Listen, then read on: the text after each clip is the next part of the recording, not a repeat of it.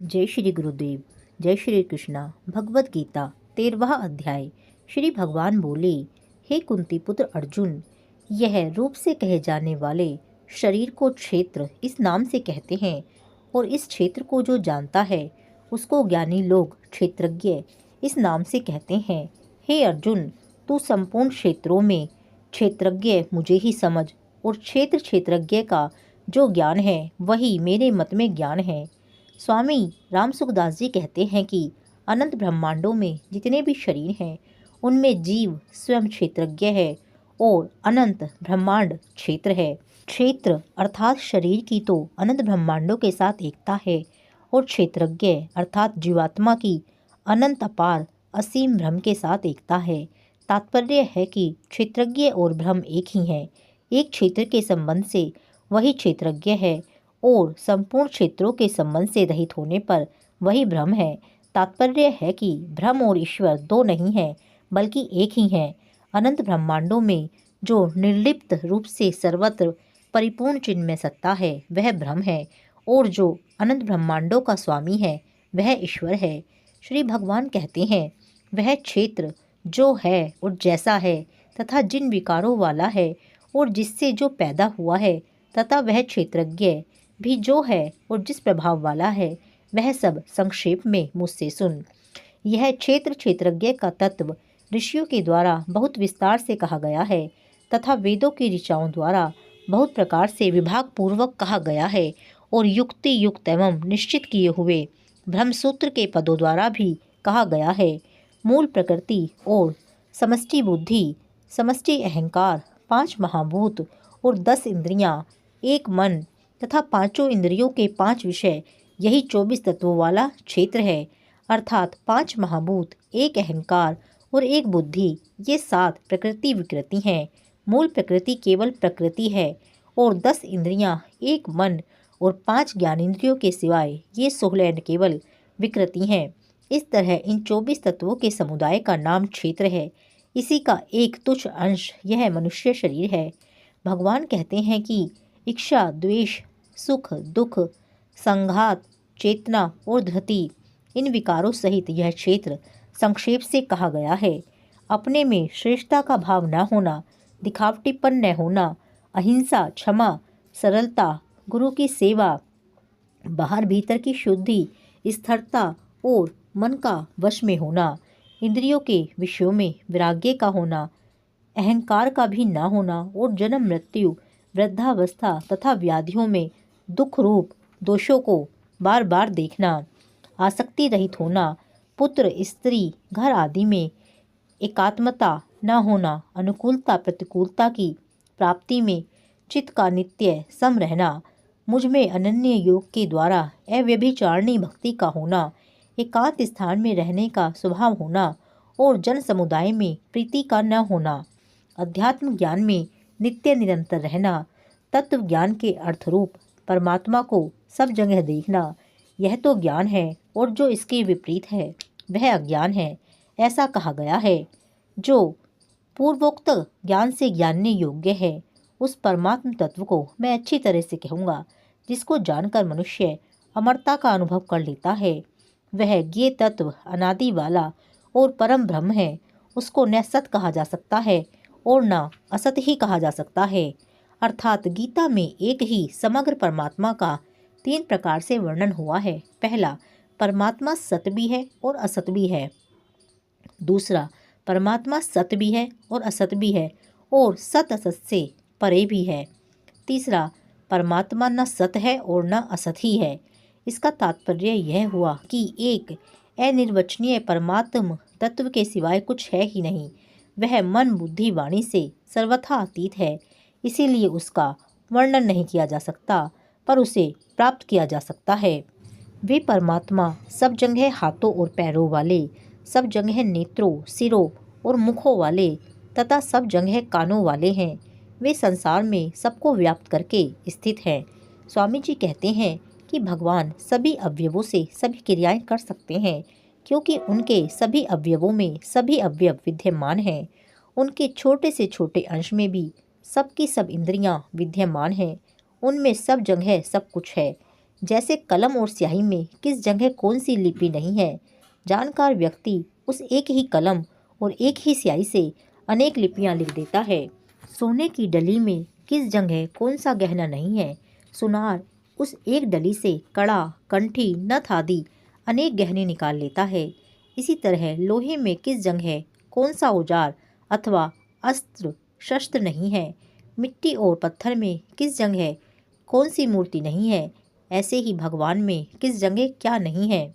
वे परमात्मा संपूर्ण इंद्रियों से रहित हैं और संपूर्ण इंद्रियों के विषय को प्रकाशित करने वाले हैं, आसक्ति रहित हैं और संपूर्ण संसार का भरण पोषण करने वाले हैं तथा गुणों से रहित हैं और संपूर्ण गुणों के भोक्ता हैं। वे परमात्मा संपूर्ण प्राणियों के बाहर भीतर परिपूर्ण हैं और चर अचर प्राणियों के रूप में भी वे ही हैं एवं दूर से दूर तथा नज़दीक से नज़दीक भी वे ही हैं और वे अत्यंत सूक्ष्म होने से जानने में नहीं आते। वे परमात्मा स्वयं विभाग रहित होते हुए भी संपूर्ण प्राणियों में विभक्त की तरह स्थित है और वे जानने योग्य परमात्मा ही संपूर्ण प्राणियों को उत्पन्न करने वाले तथा उनका भरण पोषण करने वाले और उनका संहार करने वाले हैं।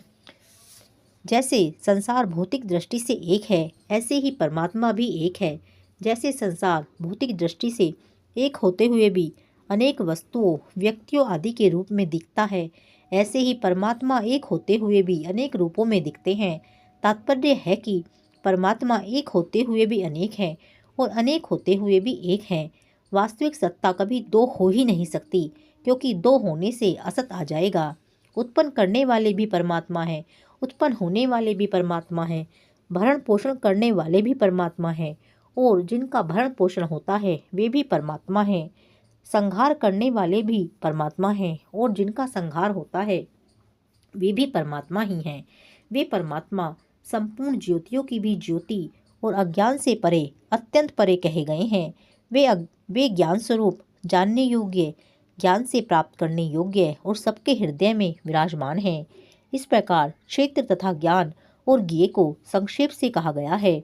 मेरा भक्त इसको तत्व से जानकर मेरे भाव को प्राप्त हो जाता है। प्रकृति और पुरुष दोनों को ही तुम अनादि समझो और विकारों को तथा गुणों को भी प्रकृति से ही उत्पन्न समझो। कार्य और कर्ण के द्वारा होने वाली क्रियाओं को उत्पन्न करने में प्रकृति हेतु कही जाती है और सुख दुखों के भोक्तापन में पुरुष हेतु कहा जाता है। प्रकृति में स्थित पुरुष अर्थात जीव ही प्रकृति जन्य गुणों का भोक्ता बनता है और गुणों का संग ही इसके ऊंची नीची योनियों में जन्म लेने का कारण बनता है। यह पुरुष उपद्रष्टा, अनुमंता, भर्ता, भोक्ता और महेश्वर बन जाता है, परंतु स्वरूप से यह पुरुष परमात्मा इस नाम से कहा जाता है। यह इस देह में रहता हुए भी देह से पर अर्थात सर्वथा संबंध रहित ही है। स्वामी जी कहते हैं कि वास्तव में पुरुष चेतन अर्थात पर ही है, पर अन्य के संबंध से वह उपद्रष्टा, अनुमंता आदि बन जाता है। जैसे मनुष्य पुत्र के संबंध से पिता, पिता के संबंध से पुत्र, पत्नी के संबंध से पति, बहन के संबंध से भाई आदि बन जाता है। ये संबंध अपने कर्तव्य का पालन करने के लिए ही है, ममता करने के लिए नहीं। वास्तविक स्वरूप तो पर अर्थात सर्वथा संबंध रहित ही है। इस प्रकार पुरुष को और गुणों के सहित प्रकृति को जो मनुष्य अलग अलग जानता है, वह सब तरह का बर्ताव करता हुआ भी फिर जन्म नहीं लेता। कोई मनुष्य ध्यान योग के द्वारा, कई सांख्य योग के द्वारा और कई कर्म योग के द्वारा अपने आप से अपने आप में परमात्म तत्व का अनुभव करते हैं। दूसरे मनुष्य इस प्रकार ध्यान योग, सांख्य योग, कर्म योग आदि साधनों को नहीं जानते, पर दूसरों से अर्थात जीवन मुक्त महापुरुषों से सुनकर ही उपासना करते हैं। ऐसे वे सुनने के अनुसार आचरण करने वाले मनुष्य भी मृत्यु को तर जाते हैं। हे अर्जुन, स्थावर और जंगम जितने भी प्राणी पैदा होते हैं, उनको तुम क्षेत्र और क्षेत्रज्ञ के संयोग से उत्पन्न हुए समझो। जो नष्ट होते हुए भी संपूर्ण प्राणियों में परमेश्वर को नाश रहित और समरूप से देखता है, वही वास्तव में सही देखता है। स्वामी जी भगवान के इस कथन की व्याख्या करते हुए कहते हैं कि जैसे आकाश में कभी सूर्य का प्रकाश फैल जाता है, तो कभी रात का अंधेरा छा जाता है, कभी धुआं छा जाता है, कभी बादल छा जाते हैं, कभी बिजली चमकती है, कभी वर्षा होती है, कभी ओले गिरते हैं तो कभी गर्जना होती है, परंतु आकाश में कोई फर्क नहीं पड़ता। वह ज्यों का त्यों निर्लिप्त निर्विकार रहता है। इसी प्रकार सर्वत्र परिपूर्ण परमात्म सत्ता में कभी महासर्ग और महाप्रलय होता है, कभी सर्ग और प्रलय होता है, कभी जन्म और मृत्यु होती है, कभी अकाल पड़ता है, कभी बाढ़ आती है, कभी भूकंप आता है, कभी घमासान युद्ध होता है, परंतु सत्ता ज्यों की तो निर्लिप्त निर्विकार रहती है। बद्ध हो या मुक्त, पापी हो या धर्मात्मा, यह निर्विकार सत्ता दोनों में समान रूप से स्थित रहती है। प्रतिक्षण विनाश की तरफ जाने वाले प्राणियों में विनाश रहित सदा एक रूप रहने वाले परमात्मा को जो निर्लिप्त निर्विकार देखता है, वही वास्तव में सही देखता है। तात्पर्य है कि जो परिवर्तनशील नाशवान शरीर के साथ स्वयं को देखता है, उसका देखना सही नहीं है, परंतु जो सदा ज्यों के त्यों निर्लिप्त निर्विकार रहने वाले परमात्म तत्व के साथ स्वयं को अभिन्न रूप से देखता है, उसका देखना ही सही है। क्योंकि सब जगह समरूप से स्थित ईश्वर को समरूप से देखने वाला मनुष्य अपने आप से अपनी हिंसा नहीं करता, इसीलिए वह परम गति को प्राप्त कर जाता है। जो संपूर्ण क्रियाओं को सब प्रकार से प्रकृति के द्वारा ही की जाती हुई देखता है और अपने आप को अकर्ता देखता है, वही यथार्थ देखता है।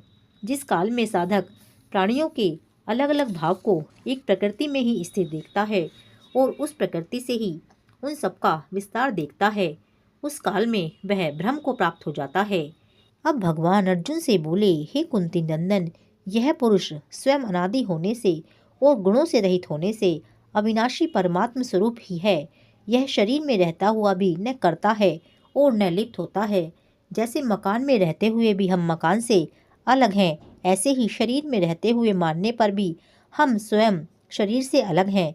स्वयं अनादि हैं पर शरीर आदि वाला है, स्वयं निर्गुण है पर शरीर गुणमय है, स्वयं परमात्मा है पर शरीर अनात्मा है, स्वयं अव्यय है पर शरीर नाशवान है।